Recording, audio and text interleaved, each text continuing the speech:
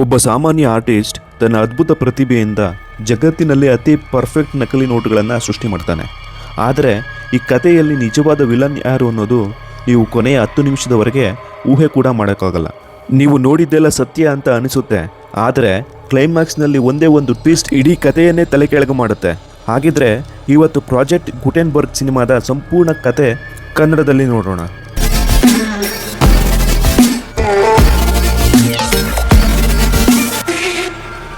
ಈ ಮೂವಿಯ ಫಸ್ಟ್ ಸೀನಲ್ಲಿ ಒಂದು ಕತ್ತಲೆಯ ಜೈಲಿನೊಳಗೆ ಒಬ್ಬ ವ್ಯಕ್ತಿ ಕುಳಿತಿರೋದನ್ನು ನಾವು ನೋಡ್ತೀವಿ.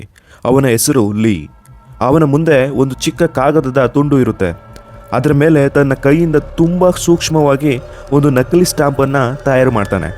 ಈ ಲೀ ಸಾಮಾನ್ಯ ಕೈದಿಯಲ್ಲ, ಅವನು ತುಂಬ ಸ್ಕಿಲ್ ಇರುವ ಆರ್ಟಿಸ್ಟ್.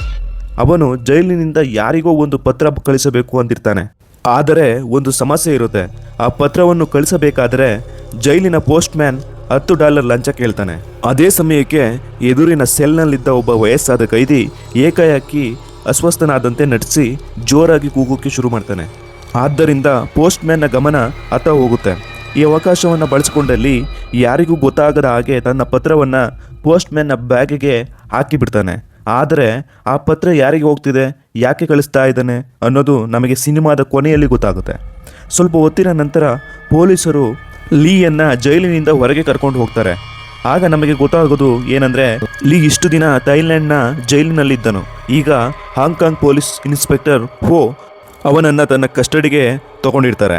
ಇನ್ಸ್ಪೆಕ್ಟರ್ ಹೋ ಲೀನನ್ನು ವಿಚಾರಣೆ ಕೊಠಡಿಯಲ್ಲಿ ಕೂರಿಸಿ ಅವನ ವಿರುದ್ಧ ಇರುವ ಎಲ್ಲ ಆರೋಪಗಳನ್ನು ಒಂದೊಂದಾಗಿ ಓದಲು ಶುರು ಮಾಡ್ತಾನೆ. ಮೊದಲ ಆರೋಪ ನಕಲಿ ನೋಟುಗಳನ್ನು ಮುದ್ರಿಸಿದ ಪ್ರಕರಣ. ಅದಾದ ಮೇಲೆ 2 ವರ್ಷಗಳ ಹಿಂದೆ ಕೆನಡಾದ ಒಂದು ಹೈವೇ ಮೇಲೆ ಸೆಂಟ್ರಲ್ ಬ್ಯಾಂಕ್ ವಾಹನದ ಮೇಲೆ ನಡೆದ ದಾಳಿ. ಅದರಲ್ಲಿ ಸುಮಾರು 7 ಗಾರ್ಡ್ಗಳು ಸಾವನ್ನಪ್ಪಿದ ಪ್ರಕರಣ. ಅಷ್ಟೇ ಅಲ್ಲ, ಅದಾದ ನಂತರ ಇನ್ನೂ ಹಲವು ದಾಳಿಗಳ ಹಿಂದೆ ಕೂಡ ಒಂದು ಅಂತಾರಾಷ್ಟ್ರೀಯ ಗ್ಯಾಂಗ್ ಕೈವಾಡ ಇದೆ ಅನ್ನೋ ಅನುಮಾನ ಪೊಲೀಸರಿಗೆ ಇದೆ.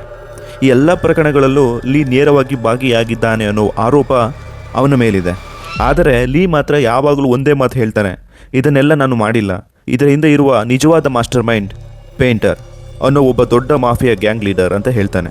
ಆದರೆ ಆ ಪೇಂಟರ್ನ ನಿಜವಾದ ಹೆಸರೇನು, ಅವನು ಎಲ್ಲಿದ್ದಾನೆ ಅನ್ನೋ ಪ್ರಶ್ನೆಗೆ ಲೀ ಬಳಿ ಯಾವುದೇ ಉತ್ತರ ಇರೋದಿಲ್ಲ. ಇವತ್ತು ಕೂಡ ಇನ್ಸ್ಪೆಕ್ಟರ್ ಹೋ ಎಷ್ಟೇ ಕೇಳಿದರೂ ಪೇಂಟರ್ ಬಗ್ಗೆ ಉಪಯೋಗವಾಗುವ ಒಂದು ಮಾಹಿತಿಯನ್ನು ಅವನು ಕೊಡುವುದಿಲ್ಲ. ಬದಲಿಗೆ ಅವನ ಮುಖದಲ್ಲಿ ಭಯ ಮಾತ್ರ ಸ್ಪಷ್ಟವಾಗಿ ಕಾಣಿಸುತ್ತೆ. ಅವನು ಅಳುತ್ತಾ ಹೇಳ್ತಾನೆ, ಪೇಂಟರ್ ನನ್ನನ್ನು ಹುಡುಕಿ ಕೊಂದು ಬಿಡ್ತಾನೆ, ದಯವಿಟ್ಟು ನನ್ನನ್ನು ಮತ್ತೆ ಜೈಲಿಗೆ ಕಳಿಸಿ ಅಂತ ಕೇಳ್ಕೊತಾನೆ. ಆಮೇಲೆ ಪೊಲೀಸರು ಲಿಯಾ ಅನ್ನೋ ಹುಡುಗಿಯ ರಕ್ತ ಮತ್ತು ಕೂದಲಿನ ಸ್ಯಾಂಪಲ್ ತೆಕ್ಕೊಂಡು ಕ್ರೈಮ್ ಸ್ಪಾಟ್ನಲ್ಲಿ ಸಿಕ್ಕಿದ DNA ಜೊತೆಗೆ ಹೋಲಿಕೆ ಮಾಡ್ತಾರೆ.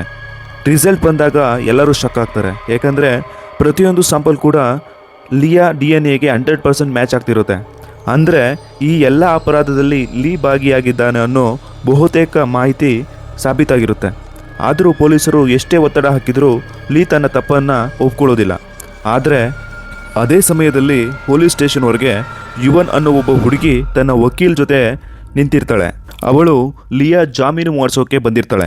ಆದರೆ ಪೊಲೀಸರು ಸ್ಪಷ್ಟವಾಗಿ ಹೇಳ್ತಾರೆ, ಲೀ ಈ ಕೇಸ್ನ ತುಂಬ ಮುಖ್ಯ ಸಾಕ್ಷಿ, ಈಗ ಯಾವುದೇ ಕಾರಣಕ್ಕೂ ಜಾಮೀನು ಕೊಡಲು ಆಗಲ್ಲ. ಆದರೆ ಅವರು ಒಂದೇ ಒಂದು ಷರತ್ತು ಹಾಕ್ತಾರೆ, ಲೀ ಪೇಂಟರ್ನ ನಿಜವಾದ ಗುರುತು ಹೇಳಿದರೆ ಮಾತ್ರ ಜಾಮೀನಿನ ಬಗ್ಗೆ ಯೋಚಿಸ್ತೀವಿ ಅಂತ ಹೇಳ್ತಾರೆ. ಆಗ ಯುವನ್ ಸ್ವತಃ ಲೀಯ ಬಳಿಗೆ ಹೋಗಿ ದಯವಿಟ್ಟು ಎಲ್ಲ ಸತ್ಯವನ್ನು ಹೇಳು ಅಂತ ಬೇಡ್ಕೊಳ್ತಾಳೆ. ಇದಾದ ಮೇಲೆ ಲೀ ತನ್ನ ಜೀವನದಲ್ಲಿ ನಡೆದ ಎಲ್ಲ ಘಟನೆಗಳನ್ನು ಹೇಳೋಕ್ಕೆ ಶುರು ಮಾಡ್ತಾನೆ. ಸೀನ್ ಈಗ ಹಲವು ವರ್ಷಗಳ ಹಿಂದೆ ನಡೆದ ಘಟನೆಗಳಿಗೆ ಕಟ್ಟಾಗುತ್ತೆ. ಅಲ್ಲಿ ಮೊದಲ ಬಾರಿಗೆ ಲೀ ಮತ್ತು ಯುವಾನ್ ಇಬ್ಬರು ಕಾಣಿಸ್ಕೊಳ್ತಾರೆ. ಇಬ್ಬರು ಆರ್ಟಿಸ್ಟ್ಗಳು. ಇವರು ತುಂಬ ಅದ್ಭುತವಾದ ಪೇಂಟಿಂಗ್ಗಳನ್ನು ಬಿಡಿಸ್ತಿರ್ತಾರೆ. ಕಲೆಯ ಮೂಲಕ ನಿಧಾನವಾಗಿ ಇಬ್ಬರು ಒಬ್ಬರಿಗೊಬ್ಬರು ಹತ್ತಿರವಾಗ್ತಾ ಹೋಗ್ತಾರೆ. ಆ ಸ್ನೇಹ ಪ್ರೀತಿಯಾಗಿ ಬದಲಾಗುತ್ತೆ. ಆದರೆ ಇವರಿಬ್ಬರ ಮಧ್ಯೆ ಒಂದು ದೊಡ್ಡ ವ್ಯತ್ಯಾಸ ಇತ್ತು. ಯುವಾನ್ ತುಂಬ ಕ್ರಿಯೇಟಿವ್ ಆರ್ಟಿಸ್ಟ್. ಅವಳು ತನ್ನದೇ ಆದ ಹೊಸ ಸ್ಟೈಲ್ನಲ್ಲಿ ಒರಿಜಿನಲ್ ಪೇಂಟಿಂಗ್ಗಳನ್ನು ಬಿಡಿಸ್ತಾ ಇರ್ತಾಳೆ. ಆದರೆ ಲೀ ಮಾತ್ರ ಯಾವತ್ತೂ ಹೊಸದಾಗಿ ಏನನ್ನೂ ಸೃಷ್ಟಿಸುವುದಿಲ್ಲ. ಫೇಮಸ್ ಪೇಂಟರ್ಗಳ ಪೇಂಟಿಂಗ್ಗಳನ್ನು ಅದೇ ರೀತಿ ನಕಲು ಮಾಡ್ತಿರ್ತಾನೆ. ಅವನ ಕಾಪಿ ಮಾಡುವ ಕಲೆ ನಿಜಕ್ಕೂ ನಂಬಲಾರದಷ್ಟು ಅದ್ಭುತವಾಗಿರುತ್ತೆ. ಆದರೆ ಒಂದು ಸಮಸ್ಯೆ ಇತ್ತು. ಅವನು ಬಿಡಿಸಿದ ಚಿತ್ರಗಳು ಎಷ್ಟೇ ಪರ್ಫೆಕ್ಟ್ ಆಗಿದ್ರೂ ಅವು ಕಾಪಿಗಳಿಂದ ಯಾರೂ ತೊಗೊಳ್ತಾ ಇರಲ್ಲ. ಅದ್ರ ಬಗ್ಗೆ ಆಸಕ್ತಿನೂ ಯಾರಿಗೂ ಇರಲ್ಲ. ಮುಂದೆ ಇದೇ ಕಾಪಿ ಮಾಡುವ ಪ್ರತಿಭೆ ಅವನನ್ನು ಒಂದು ಭಯಾನಕ ಸ್ಕ್ಯಾಮ್ ದಾರಿಗೆ ಕರ್ಕೊಂಡೋಗುತ್ತೆ. ಒಂದು ದಿನ ಲ್ಯೂಕ್ ಅನ್ನೋ ಆರ್ಟ್ ಗ್ಯಾಲರಿನ ಮಾಲೀಕ ಇವರ ಪೇಂಟಿಂಗ್ಗಳನ್ನು ನೋಡಲು ಬಂದಿರ್ತಾನೆ. ಅವನು ಯುವಾನ್ ಚಿತ್ರಗಳನ್ನು ನೋಡಿ ತುಂಬ ಇಂಪ್ರೆಸ್ ಆಗ್ತಾನೆ. ಅವಳ ಎಲ್ಲ ಪೇಂಟಿಂಗ್ಗಳನ್ನು ಖರೀದಿಸಲು ರೆಡಿ ಆಗ್ತಾನೆ. ಆದರೆ ಲೀಯ ಪೇಂಟಿಂಗ್ಗಳನ್ನು ನೋಡಿ ತಕ್ಷಣ ಮುಖ ಸಿಂಡ್ರಿಸ್ತಾನೆ. ಇವೆಲ್ಲ ಕಾಪಿ ಮಾಡಿದ ಚಿತ್ರಗಳು, ಇವುಗಳನ್ನು ನನ್ನ ಎಕ್ಸಿಬಿಷನಲ್ಲಿ ಇಡಲು ಆಗಲ್ಲ ಅಂತ ಹೇಳಿ ಖರೀದಿಸಲು ನಿರಾಕರಿಸ್ತಾನೆ. ಇದನ್ನು ಕೇಳಿ ಯುವಾನ್, ನನ್ನ ಚಿತ್ರಗಳನ್ನು ತೆಗೆದುಕೊಳ್ಳಬೇಕಾದರೆ ಲಿಯಾ ಚಿತ್ರಗಳನ್ನು ಒಟ್ಟಿಗೆ ತೆಗೆದುಕೊಳ್ಳಬೇಕು, ಇಲ್ಲ ಅಂದರೆ ನಾನು ಒಂದನ್ನು ಮಾರಲ್ಲ ಅಂತ ಆಟ ಹಿಡಿತಾಳೆ. ಲ್ಯೂಕ್ ಅಲ್ಲಿಂದ ಹೊರಟು ಹೋಗ್ಬಿಡ್ತಾನೆ, ಬೇಡ ನನಗೆ ಅಂತ. ನಂತರ ಲೀ ಯುವಾನ್ ಬಗ್ಗೆ ಹೇಳ್ತಾನೆ, ನನ್ನ ಬಗ್ಗೆ ಯೋಚನೆ ಮಾಡಬೇಡ, ನನ್ನ ಎಲ್ಲ ಪೇಂಟಿಂಗ್ಗಳನ್ನು ಟೋಕಿಯಾದ ಒಬ್ಬ ವ್ಯಕ್ತಿ ಈಗಾಗಲೇ ಖರೀದಿಸಿದ್ದಾನೆ. ಆದರೆ ಸ್ವಲ್ಪ ಸಮಯದ ನಂತರ ಯುವಾನ್ಗೆ ನಿಜ ಗೊತ್ತಾಗುತ್ತೆ, ಲೀ ಸುಳ್ಳು ಹೇಳಿದ್ದ ಅಂತ. ಅವನ ಒಂದೇ ಒಂದು ಪೇಂಟಿಂಗ್ ಕೂಡ ಮಾರಾಟವಾಗಿರಲ್ಲ. ಅವಳ ಕರಿಯರ್ಗೆ ತನ್ನಿಂದ ತೊಂದರೆ ಆಗಬಾರ್ದು ಅನ್ನೋ ಕಾರಣಕ್ಕೆ ಅವನು ಸುಳ್ಳು ಹೇಳಿರ್ತಾನೆ. ಸ್ವಲ್ಪ ದಿನ ಆದಮೇಲೆ ಎಕ್ಸಿಬಿಷನ್ ನಡೆಯುತ್ತೆ. ಅಲ್ಲಿ ಯುವಾನ್ ಯಾರಿಗೂ ಗೊತ್ತಾಗದ ಹಾಗೆ ತನ್ನ ಚಿತ್ರಗಳ ಪಕ್ಕದಲ್ಲೇ ಲಿಯಾದ ಒಂದು ಪೇಂಟಿಂಗ್ ಇಟ್ಬಿಡ್ತಾಳೆ. ಎಲ್ಲರೂ ಚಿತ್ರಗಳನ್ನು ನೋಡಿ ಮೆಚ್ಚಿಕೊಳ್ತಿರ್ತಾರೆ. ಅಷ್ಟರಲ್ಲಿ ಒಬ್ಬ ವ್ಯಕ್ತಿ ಲಿಯಾ ಚಿತ್ರ ನೋಡಿ ಜೋರಾಗಿ ನಗ್ತಾನೆ. ಇದು ಯಾವ ಥರ ಪೇಂಟಿಂಗ್ ಅಂತ ಅವನು ಅಪಮಾನ ಮಾಡ್ತಾನೆ. ಅದನ್ನು ನೋಡಿದ ಯುವಾನ್ಗೆ ಕೋಪ ತಡೆಯೋಕ್ಕಾಗಲ್ಲ. ಅವಳು ಕೈಯಲ್ಲಿದ್ದ ನೀರನ್ನು ನೇರವಾಗಿ ಆ ವ್ಯಕ್ತಿಯ ಮುಖಕ್ಕೆ ಎರಚಿ ಬಿಡ್ತಾಳೆ. ಎಕ್ಸಿಬಿಷನ್ ಮುಗಿದ ಮೇಲೆ ಲೀ ಆ ವ್ಯಕ್ತಿಯ ಬಳಿ ಹೋಗಿ ಕ್ಷಮೆ ಕೇಳ್ತಾನೆ. ಆಗ ಆ ವ್ಯಕ್ತಿ ನಗುತ್ತಾ ಹೇಳ್ತಾನೆ, ನಾನು ನಿನ್ನನ್ನು ಅವಮಾನ ಮಾಡೋದಕ್ಕಲ್ಲ ಹಾಗೆ ಮಾತನಾಡಿದ್ದು, ನೀನು ನನ್ನನ್ನು ಒಂಟಿಯಾಗಿ ಭೇಟಿ ಮಾಡಬೇಕು ಅನ್ನೋ ಕಾರಣಕ್ಕೆ ಮಾತ್ರ. ಅವನು ಮತ್ತೊಂದು ಶಾಕ್ ಕೊಡುವ ಮಾತು ಹೇಳ್ತಾನೆ, ಆ ಎಕ್ಸಿಬಿಷನ್ನಲ್ಲೇ ನಾನು ಖರೀದಿ ಮಾಡಿದ್ದು ಯಾವ ಪೇಂಟಿಂಗ್ ಗೊತ್ತಾ, ಅದು ನಿನ್ನದೇ ಪೇಂಟಿಂಗ್ಗಳು ಅಂತ ಶಾಕ್ ಕೊಡ್ತಾನೆ. ನಂತರ ಇಬ್ಬರು ಒಂದು ರೆಸ್ಟೋರೆಂಟ್ನಲ್ಲಿ ಕುಳಿತು ಮಾತನಾಡ್ತಾರೆ. ಆ ವ್ಯಕ್ತಿ ತನ್ನ ಪರಿಚಯ ಮಾಡಿಕೊಂಡು ಹೇಳ್ತಾನೆ, ನನ್ನ ಹೆಸರು ಪೇಂಟರ್. ಹೌದು, ಇವನೇ ಲೀ ಪೊಲೀಸ್ ಮುಂದೆ ಪದೇ ಪದೇ ಹೇಳುತ್ತಿದ್ದ ಆ ಭಯಂಕರ ಪೇಂಟರ್. ಲೀಯನ್ನು ಹೊಗಳ್ತಾ ಹೇಳ್ತಾನೆ, ಯಾವ ಚಿತ್ರವನ್ನಾದರೂ ಎಷ್ಟು ಪರ್ಫೆಕ್ಟಾಗಿ ಕಾಪಿ ಮಾಡೋದಕ್ಕೆ ಸಾಮಾನ್ಯ ಪ್ರತಿಭೆ ಅಲ್ಲ. ನಂತರ ನೇರವಾಗಿ ಒಂದು ಆಫರ್ ಕೊಡ್ತಾನೆ, ನಿನ್ನ ಈ ಪ್ರತಿಭೆಗೆ ನನಗೆ ಇದು ತುಂಬ ಉಪಯೋಗ ಆಗುತ್ತೆ, ನನ್ನ ಜೊತೆ ಕೆಲಸ ಮಾಡುವಂತೆ ಹೇಳ್ತಾನೆ. ಆಗ ಲೀ ನೋಡೋಣ ಅಂತ ಮರುದಿನ ಮತ್ತೆ ಪೇಂಟರ್ನ ಭೇಟಿ ಮಾಡ್ತಾನೆ. ನಾನು ನಿಮ್ಮ ಆಫರ್ನ ಒಪ್ಕೊಳ್ಳೋಕ್ಕೆ ಸಿದ್ಧನಾಗಿದ್ದೀನಿ ಅಂತ ಹೇಳ್ತಾನೆ. ಪೇಂಟರ್ ನಗುತ್ತಾ ಅವನನ್ನು ತನ್ನ ತಂಡಕ್ಕೆ ಸ್ವಾಗತಿಸ್ತಾನೆ. ಆದರೆ ಮುಂದಿನ ಕ್ಷಣವೇ ಅವನ ಮುಂದೆ $1 ನೋಟ್ ಇಟ್ಟು ಹೇಳ್ತಾನೆ, ಇದನ್ನು ಅದೇ ಥರ ನನಗೆ ಮತ್ತೆ ಚಿತ್ರ ಬಿಡಿಸಿ ತೋರಿಸು ಅಂತ ಹೇಳ್ತಾನೆ. ಅದನ್ನು ಕೇಳಿದ ಲೀಗ್ಗೆ ಶಾಕ್ ಆಗುತ್ತೆ. ಯಾಕಂದರೆ ಪೇಂಟರ್ ಅವನಿಗೆ ನಕಲಿ $1 ನೋಟುಗಳನ್ನು ತಯಾರಿಸುವ ಕೆಲಸಕ್ಕೆ ಸೇರಿಸಿಕೊಂಡಿರ್ತಾನೆ. ಲೀ ಕೋಪದಿಂದ ನಾನು ಇಂಥ ಕೆಲಸ ಮಾಡಲ್ಲ ಸರ್ ಅಂತ ಆಫರ್ನ ತಿರಸ್ಕರಿಸ್ತಾನೆ. ಆಗ ಪೇಂಟರ್ ಶಾಂತವಾಗಿ ಹೇಳ್ತಾನೆ, ನೋಡು, ನನ್ನ ನಿಜವಾದ ಹೆಸರು ಸೇಂಗ್. ನನ್ನ ಕುಟುಂಬದ 3 ತಲೆಮಾರಿನಿಂದ ನಕಲಿ ನೋಟುಗಳ ವ್ಯವಹಾರ ಮಾಡ್ತಾ ಬಂದಿದೆ. ಆದರೂ ಇವತ್ತಿನವರೆಗೂ ನಮ್ಮ ಕುಟುಂಬದ ಒಬ್ಬರೂ ಕೂಡ ಜೈಲು ಸೇರಿಲ್ಲ, ಏಕೆಂದರೆ ನಾವು ಯಾವ ಕೆಲಸವನ್ನು ಅಷ್ಟು ಪರ್ಫೆಕ್ಟಾಗಿ ಮಾಡ್ತೀವಿ. ಪೇಂಟರ್ ಲೀಗೆ ಏನೇನೋ ಹೇಳಿ ಕಾಂಪ್ರಮೈಸ್ ಮಾಡ್ತಾನೆ. ಈಗ ಹೊಸದಾಗಿ ಮುದ್ರಣ ಆಗಿರುವಂಥ ಅಮೆರಿಕನ್ $1 ನೋಟುಗಳನ್ನು ಸಾಮಾನ್ಯವಾಗಿ ಪ್ರಿಂಟರ್ನಲ್ಲಿ ಕಾಪಿ ಮಾಡೋದು ಅಸಾಧ್ಯ. ಅದರಲ್ಲಿರುವ ಡಿಸೈನ್, ಲೈನ್ಗಳು, ಪ್ಯಾಟ್ರನ್ಗಳು ಎಲ್ಲವೂ ತುಂಬ ಕಾಂಪ್ಲೆಕ್ಸ್ ಆಗಿ ಎಷ್ಟೇ ದುಬಾರಿ ಪ್ರಿಂಟರ್ಗಳಾದರೂ ಅದನ್ನು ಮಾಡೋಕ್ಕೆ ಆಗೋದಿಲ್ಲ. ಅದಕ್ಕಾಗಿಯೇ ಅವನಿಗೆ ಲೀ ಅಂತ ಪ್ರತಿಭಾವಂತ ಆರ್ಟಿಸ್ಟ್ ಬೇಕಾಗಿರುತ್ತೆ. ನಿನ್ನ ಕೈಯಿಂದ ಮಾತ್ರ ಆ ಡಿಸೈನ್ಗಳನ್ನು ಅಚ್ಚುಕಟ್ಟಾಗಿ ಮರುಸೃಷ್ಟಿ ಮಾಡೋಕ್ಕೆ ಸಾಧ್ಯ. ಮೊದಲಿಗೆ ಲೀ ಅದನ್ನು ಕೇಳಿ ನಿರಾಕರಿಸ್ತಾನೆ. ಆದರೆ ತನ್ನ ಕಷ್ಟದ ಜೀವನವನ್ನು ಮತ್ತು ಹಣದ ಸಮಸ್ಯೆಯನ್ನು, ತನ್ನ ಭವಿಷ್ಯದ ಬಗ್ಗೆ ಯೋಚಿಸಿ ಕೊನೆಗೆ ಒಪ್ಕೊಳ್ತಾನೆ.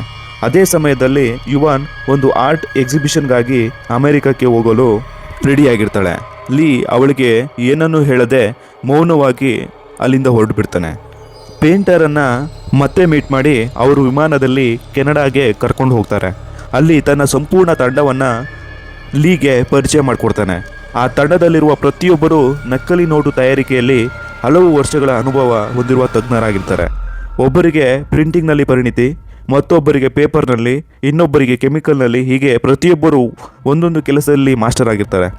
ಎಲ್ಲರೂ ಸೇರಿ ಅಮೆರಿಕನ್ $1 ಹೇಗೆ ಕಾಪಿ ಮಾಡಬೇಕು ಅನ್ನೋದರ ಬಗ್ಗೆ ಚರ್ಚೆ ಶುರು ಮಾಡ್ತಾರೆ.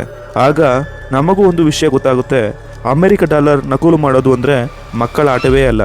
ಪ್ರತಿ $1 ನೋಟಿನ ಮೇಲೂ ಬೆಂಜಮಿನ್ ಫ್ರಾಂಕ್ಲಿನ್ ಅವರ ಚಿತ್ರ ಇರುತ್ತೆ. ಆ ಚಿತ್ರದಲ್ಲಿ ತುಂಬ ಸೂಕ್ಷ್ಮವಾದ ಹಲವು ಲೇಯರ್ಗಳು ಇರ್ತವೆ. ಅವರ ಶರ್ಟ್ನ ಕಾಲರ್ ಮೇಲೂ ಕಣ್ಣಿಗೆ ಕಾಣದಷ್ಟು ಚಿಕ್ಕ ಅಕ್ಷರಗಳಲ್ಲಿ ಯುನೈಟೆಡ್ ಸ್ಟೇಟ್ ಆಫ್ ಅಮೆರಿಕ ಅಂತ ಬರ್ತಿರುತ್ತೆ. ಅಷ್ಟೇ ಅಲ್ಲ, ಹೊಸ ನೋಟುಗಳಲ್ಲಿ ಅಮೆರಿಕದ ಸರ್ಕಾರ ಇನ್ನೂ ಅನೇಕ ಸೆಕ್ಯೂರಿಟಿ ಫೀಚರ್ಗಳನ್ನು ಸೇರಿಸಿದೆ.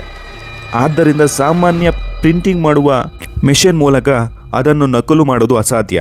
ಇನ್ನೊಂದು ದೊಡ್ಡ ಸವಾಲು ಇತ್ತು. ಆ ನೋಟಿನಲ್ಲಿ ಬಳಸುವ ವಿಶೇಷ ಇಂಕ್ ಒಂದು ಕೋನದಲ್ಲಿ ನೋಡಿದರೆ ಅದು ಪರ್ಪಲ್ ಬಣ್ಣದಲ್ಲಿ ಕಾಣುತ್ತದೆ, ಮತ್ತೊಂದು ಕೋನದಲ್ಲಿ ನೋಡಿದರೆ ಅದು ಗೋಲ್ಡನ್ ಬಣ್ಣಕ್ಕೆ ಬದಲಾಗುತ್ತದೆ. ಈ ವಿಶೇಷ ತಂತ್ರಜ್ಞಾನವನ್ನು ಮೋರ್ ಎಫೆಕ್ಟ್ ಅಂತ ಕರೀತಾರೆ. ಅಂದರೆ ಈ ನೋಟು ತಯಾರಿಸಲು ಕೇವಲ ಡಿಸೈನ್ ಸಾಕಾಗಲ್ಲ, ನಿಜವಾದ ಕಾಗದ ಮತ್ತು ಈ ವಿಶೇಷ ಬಣ್ಣದ ಇಂಕ್ ಎರಡೂ ಬೇಕು.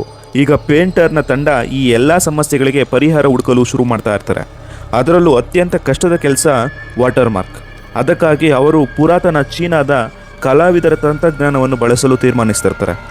3 ಪ್ರತ್ಯೇಕ ಲೇಯರ್ಗಳಲ್ಲಿ ಕೆಲಸ ಮಾಡಿ ಮಧ್ಯದ ಲೇಯರ್ನಲ್ಲಿ ತುಂಬ ಸೂಕ್ಷ್ಮವಾಗಿ ವಾಟರ್ ಮಾರ್ಕ್ ಹಾಕುವ ಯೋಜನೆ ಮಾಡಿರ್ತಾರೆ. ಈ ಸಂಪೂರ್ಣ ಕೆಲಸ ಲೀ ಕೈಗಳಿಂದ ಆಗಬೇಕು. ಅಸಲಿ ಕೆಲಸ ಶುರು ಮಾಡುವ ಮುಂಚೆ ಲೀ ಕೆಲ ಪ್ರಾಕ್ಟೀಸ್ ನೋಟುಗಳನ್ನು ಬಿಡಿಸ್ತಾನೆ. ಅವನು ಬಿಡಿಸಿದ ನೋಟುಗಳನ್ನು ನೋಡಿದ ತಂಡ ಪ್ರತಿಯೊಬ್ಬರೂ ಆಶ್ಚರ್ಯಗೊಳ್ತಾರೆ. ಅಷ್ಟು ಪರ್ಫೆಕ್ಟಾಗಿ ಅವನು ಡಾಲರ್ ನೋಟನ್ನು ಕೈಯಿಂದ ಮರುಸೃಷ್ಟಿ ಮಾಡಿರ್ತಾನೆ. ಈಗ ಕೆಲ ದಿನಗಳ ಕಾಲ ಅಭ್ಯಾಸ ಮಾಡಿದ ನಂತರ ಇಡೀ ತಂಡ ಪೂರ್ವ ಯುರೋಪ್ ಕಡೆ ಹೊರಡುತ್ತದೆ. ಅಲ್ಲಿ ಒಂದು ಹಳೆಯದಾದ ಬ್ಯಾಂಕ್ ನೋಟು ಮುದ್ರಿಸುವ ಯಂತ್ರ ಹರಾಜಿಗೆ ಬಂದಿರುತ್ತೆ. ಪೇಂಟರ್ ಅದನ್ನು ಖರೀದಿ ಮಾಡ್ತಾನೆ. ಆದರೆ ಇನ್ನೊಂದು ದೊಡ್ಡ ಪ್ರಶ್ನೆ ಉಳಿದಿರುತ್ತೆ, ಅಸಲಿ ಡಾಲರ್ನಂತೆ ಇರುವಂತಹ ಕಾಗದ ಎಲ್ಲಿಂದ ತರೋದು ಅನ್ನೋದು. ಆಗ ಪೇಂಟರ್ ಒಂದು ಶಾಕಿಂಗ್ ವಿಷಯ ಹೇಳ್ತಾನೆ. ಅಮೆರಿಕ ಸರ್ಕಾರ ಡಾಲರ್ ನೋಟುಗಳನ್ನು ಮುದ್ರಿಸಲು ಬಳಸುವ ಅದೇ ಕ್ವಾಲಿಟಿಯ ಕಾಗದವನ್ನು ಟೆಲಿಫೋನ್ ಡೈರೆಕ್ಟರಿ ಮುದ್ರಿಸಲು ಬಳಸುತ್ತಾರೆ. ಈ ಮಾಹಿತಿ ಸಿಕ್ಕ ತಕ್ಷಣ ಇಡೀ ತಂಡ ನೇರವಾಗಿ ಆ ಟೆಲಿಫೋನ್ ಡೈರೆಕ್ಟರಿ ಮುದ್ರಿಸುವ ಪ್ರಿಂಟಿಂಗ್ ಪ್ರೆಸ್ಗೆ ಹೋಗುತ್ತಾರೆ. ಅಲ್ಲಿನ ಮಾಲೀಕನ ಜೊತೆ ಮಾತನಾಡಿ ಬರೋಬ್ಬರಿ 500 ಟನ್ ಕಾಗದನ ಖರೀದಿ ಮಾಡ್ತಾರೆ. ಈಗ ಅವ್ರ ಹತ್ರ ಬೇಕಾದ ಕಾಗದನೂ ಇರುತ್ತೆ ಮತ್ತು ಪ್ರಿಂಟರ್ ಕೂಡ ಇರುತ್ತೆ. ಈಗ ಲೀ ಕೈಯಿಂದ ತಯಾರಿಸಿದ ಡಿಸೈನನ್ನು ಆ ದೊಡ್ಡ ಯಂತ್ರದಲ್ಲಿ ಸೆಟ್ ಮಾಡಿ ನಕಲಿ ಡಾಲರ್ ನೋಟ್ಗಳನ್ನು ಮುದ್ರಿಸೋದೇ ಇವರ ಕೆಲಸ ಆಗಿರುತ್ತೆ. ಒಂದಾದ ಮೇಲೊಂದು ನೋಟುಗಳನ್ನು ಹೊರಗೆ ಬರಲು ಶುರುವಾಗ್ತವೆ. ನೋಡೋದಕ್ಕೆ ಅವು ಒರಿಜಿನಲ್ ಡಾಲರ್ ಥರ ಕಂಡ್ರೂ ಇನ್ನೂ ಒಂದು ದೊಡ್ಡ ಸಮಸ್ಯೆ ಆಗೇ ಇರುತ್ತೆ. ಅದೇನೆಂದರೆ ಕಲರ್ ಚೇಂಜಿಂಗ್ ಎಫೆಕ್ಟ್. ಈ ವಿಶೇಷ ಇಂಕ್ ಸರ್ಕಾರದ ಬಳಿ ಎಷ್ಟೇ ಇರುತ್ತೆ, ಅದನ್ನು ಕಾನೂನುಬದ್ಧವಾಗಿ ಪಡೆಯೋದು ಅಸಾಧ್ಯ. ಹಾಗಾಗಿ ಪೇಂಟರ್ ಒಂದು ಭಯಾನಕ ಪ್ಲ್ಯಾನ್ ಮಾಡ್ತಾನೆ. ಕೆಲ ದಿನಗಳ ನಂತರ ಅವನು ತನ್ನ ತಂಡದ ಜೊತೆಗೆ ಸೆಂಟ್ರಲ್ ಬ್ಯಾಂಕ್ನ ವಾಹನದ ಮೇಲೆ ನೇರವಾಗಿ ದಾಳಿ ಮಾಡ್ತಾನೆ. ಆ ವಾಹನದಲ್ಲೇ ಆ ವಿಶೇಷ ಇಂಕ್ನ ಹಲವು ಬ್ಯಾರಲ್ಗಳನ್ನು ಸಾಗಿಸ್ತಾ ಇರ್ತಾರೆ. ಅವುಗಳನ್ನೇ ಕದಿಯಲು ಈ ದಾಳಿ ಮಾಡಿರ್ತಾರೆ. ಲೀಗೆ ಇಷ್ಟವಿಲ್ಲದಿದ್ದರೂ ಅವನು ಕೂಡ ಈ ಮಿಷನ್ಗೆ ಹೋಗಿರ್ತಾನೆ. ಬ್ಯಾಂಕ್ ವಾಹನಗಳನ್ನು ತಡೆಯಲು ಯತ್ನಿಸಿದಂತೆ ಗಾರ್ಡ್ಗಳು ಗುಂಡಿನ ದಾಳಿ ಪ್ರಾರಂಭ ಮಾಡ್ತಾರೆ. ಅದಕ್ಕೆ ಪ್ರತಿಯಾಗಿ ಪೇಂಟರ್ನ ತಂಡವು ಗುಂಡಿನ ಮಳೆ ಸುರಿಸುತ್ತೆ. ಕ್ಷಣಾರ್ಧದಲ್ಲಿ ಆ ಜಾಗ ಯುದ್ಧ ಭೂಮಿಯಾಗಿ ಬದಲಾಗುತ್ತೆ. ಗುಂಡಿನ ಚಕಮಕಿ ಮಧ್ಯೆ ಸಿಕ್ಕಿಕೊಂಡಲ್ಲಿ ಭಯದಿಂದ ನಡುಗ್ತಾ ಇರ್ತಾನೆ. ಅಷ್ಟರಲ್ಲೇ ಒಬ್ಬ ಗಾರ್ಡ್ ಲೀಯ ಮೇಲೆ ಗನ್ ತೋರಿಸಿ ಟ್ರಿಗರ್ ಒತ್ತಲು ಸಿದ್ಧ ಆಗಿರ್ತಾನೆ. ಆದರೆ ಸರಿಯಾದ ಸಮಯಕ್ಕೆ ಪೇಂಟರ್ ಬಂದು ಆ ಗಾರ್ಡನ್ನು ಗುಂಡಿಗೆ ಕೊಂದೇ ಬಿಡ್ತಾನೆ. ಅದಾದ ಮೇಲೆ ಪೇಂಟರ್ ಒಂದು ಬಾಂಬ್ ಎಸೆದು ಹತ್ತಿರದಲ್ಲಿದ್ದ ಇನ್ನೊಂದು ವಾಹನವನ್ನು ಸುಟ್ಟುಬಿಡ್ತಾನೆ. ಆ ಸ್ಫೋಟದಲ್ಲಿ ಉಳಿದ ಗಾರ್ಡ್ಗಳು ಕೂಡ ಸತ್ತೋಗ್ತಾರೆ. ನಂತರ ಇಂಕ್ನ ಬ್ಯಾರಲ್ಗಳನ್ನು ವಾಹನಕ್ಕೆ ಹಾಕ್ಕೊಂಡು ಎಲ್ಲರೂ ಅಲ್ಲಿಂದ ತಪ್ಪಿಸ್ಕೊಳ್ತಾರೆ. ಆದರೆ ಈ ಘಟನೆ ನಂತರ ಲೀ ಮನಸ್ಸು ಸಂಪೂರ್ಣವಾಗಿ ಬದಲಾಗ್ಬಿಡುತ್ತೆ. ಇಲ್ಲಿಯವರೆಗೆ ಅವನು ಕೇವಲ ನಕಲಿ ನೋಟ್ಗಳನ್ನು ಮಾತ್ರ ತಯಾರಿಸೋದು ಅಂದ್ಕೊಂಡಿರ್ತಾನೆ. ಆದರೆ ಈಗ ತಾನೇ ಕಣ್ಣೆದುರೇ ಎಷ್ಟೋ ಜನ ಸಾಯೋದನ್ನು ನೋಡಿದ್ದ. ಪೇಂಟರ್ನ ನಿಜವಾದ ಕ್ರೂರ ಮುಖ ಅವನಿಗೆ ಮೊದಲ ಬಾರಿಗೆ ಕಾಣಿಸಿತ್ತು. ತಾನು ಇಷ್ಟು ದೊಡ್ಡ ಅಪರಾಧ ಜಗತ್ತಿನೊಳಗೆ ಸಿಲುಕಿದ್ದೇನೆ ಅನ್ನೋದು ಅವನಿಗೆ ಅರ್ಥವಾಗುತ್ತೆ. ಆದರೆ ಈಗ ಹಿಂತಿರುಗುವ ದಾರಿ ಇರಲ್ಲ. ಇತ್ತ ವಿಶೇಷ ಇಂಕ್ ಸಿಕ್ಕ ನಂತರ ಅದನ್ನು ಪ್ರಿಂಟಿಂಗ್ ಮಿಷಿನ್ ಒಳಗೆ ಬಳಸ್ಕೊಂಡು ಮತ್ತೆ ನೋಟುಗಳನ್ನು ಪ್ರಿಂಟ್ ಮಾಡ್ತಾರೆ. ಈ ಬಾರಿ ಹೊರಬಂದ ಪ್ರತಿಯೊಂದು ನೋಟಿನಲ್ಲೂ ಅಸಲಿ ಡಾಲರ್ನಂತೆ ಬಣ್ಣ ಬದಲಾಗುವ ಎಫೆಕ್ಟ್ ಕಾಣಿಸುತ್ತದೆ. ಅದನ್ನು ನೋಡಿ ಇಡೀ ತಂಡ ತುಂಬ ಖುಷಿಯಾಗುತ್ತೆ. ಯಾಕಂದರೆ ಈಗ ಅವರು ತಯಾರಿಸಿದ ನೋಟ್ಗಳನ್ನು ಯಾರೂ ಕೂಡ ಕಂಡುಹಿಡಿಯೋಕ್ಕಾಗ್ತಿರಲಿಲ್ಲ. ಆದರೆ ಲೀಗೆ ಮಾತ್ರ ಒಳೊಳಗೆ ಪಾಪ ಪ್ರಜ್ಞೆ ಕಾಡ್ತಿರುತ್ತೆ. ಅವನು ಪೇಂಟರ್ನನ್ನು ಕೇಳ್ತಾನೆ, ಈ ಇಂಕ್ ಮುಗಿದ ಮೇಲೆ ಮತ್ತೆ ಜನರನ್ನು ಕೊಂದು ಇಂಕ್ ಕದಿಬೇಕಾ?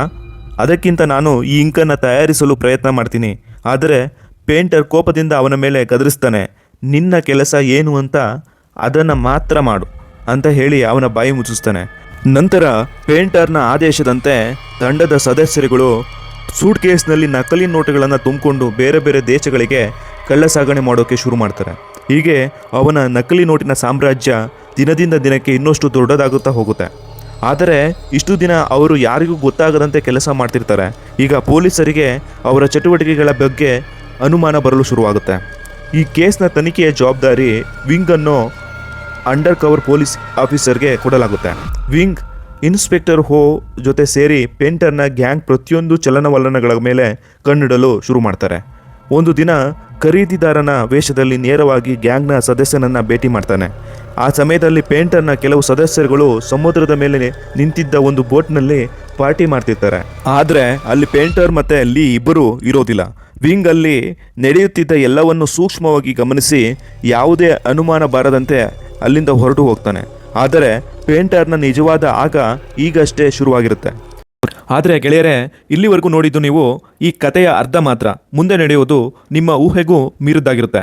ಪೇಂಟರ್ ನಿಜವಾಗೂ ಸತ್ತನ ಅಥವಾ ಇನ್ನೂ ಬದುಕಿದ್ದಾನ? ಲೀ ಹೇಳಿದ ಇಡೀ ಕತೆ ನಿಜನ, ಇಲ್ಲ ಪೊಲೀಸರನ್ನೇ ಮೋಸ ಮಾಡಲು ಕಟ್ಟಿದ ಸುಳ್ಳ? ಮತ್ತೆ ಈ ಸಿನಿಮಾದ ಕೊನೆಯ ಟ್ವಿಸ್ಟ್ ಗೊತ್ತಾದ್ಮೇಲೆ ನೀವು ಮತ್ತೆ ಮೊದಲಿನಿಂದ ಈ ಸಿನಿಮಾನ ನೋಡಬೇಕು ಅನ್ಸೋದು ಗ್ಯಾರಂಟಿ. ಯಾಕಂದ್ರೆ ನಿಜವಾದ ಪೇಂಟರ್ ಯಾರು ಅನ್ನೋದು ಕ್ಲೈಮ್ಯಾಕ್ಸ್ವರೆಗೂ ಯಾರಿಗೂ ಗೊತ್ತಾಗೋದಿಲ್ಲ. ಇದರ ಉತ್ತರ ನಾನು 2ನೇ ಪಾರ್ಟ್ನಲ್ಲಿ ತಿಳಿಸ್ತೀನಿ. ಅಲ್ಲಿವರೆಗೂ stay tune. Bye. Thank you.